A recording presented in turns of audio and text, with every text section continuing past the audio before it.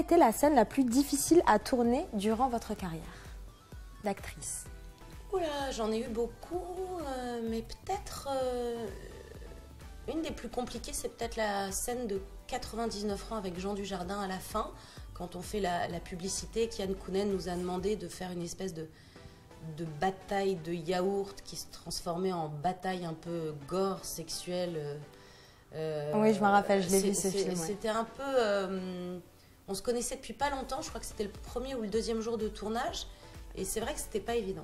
Vous a-t-on déjà manqué de respect sur un plateau télé? Ardisson, je crois, il y a quelques années, à la sortie de Shoshana Boutboul, il me demandait de tirer de La Vérité si je mens.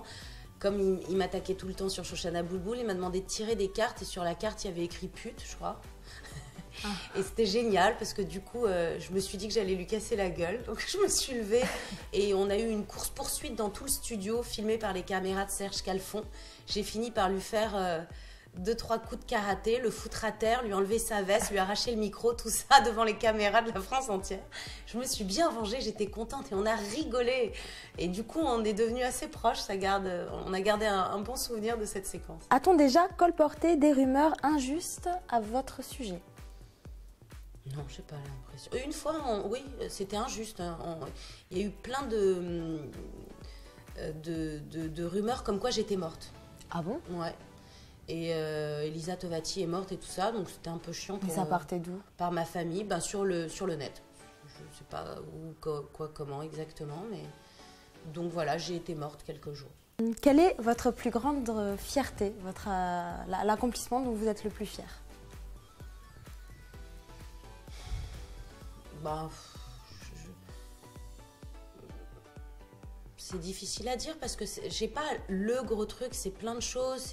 C'est la naissance de mes enfants, c'est d'avoir construit une vie soudée, c'est de rester soudée avec ma famille, avec mon mari, c'est d'avoir réussi à avoir un rêve de petite fille et finalement le réaliser, même si c'est pas facile, même si c'est un métier qui est compliqué, et de ne pas baisser les bras, d'être une battante, voilà, c'est ça. Est-ce que vous avez un grand regret dans votre vie?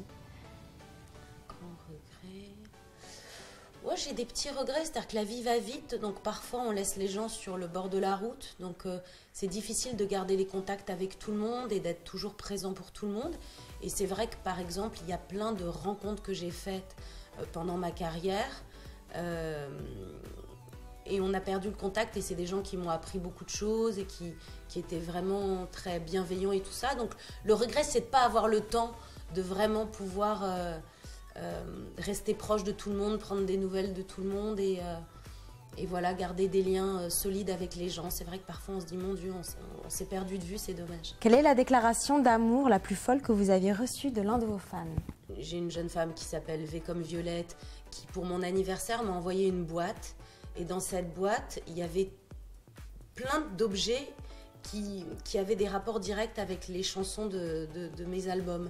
Donc il y avait des chewing-gums pour la chanson Débile Menthol, il y avait des ballons pour s'embrasser, il y avait du savon pour Au fond de mon bain, et en fait c'était une boîte avec plein de choses comme ça, et tous ces objets avaient une petite étiquette et le nom de la chanson. J'ai trouvé ça extrêmement touchant. Comment est-ce que vous arrivez à gérer votre carrière, votre musique, vos enfants?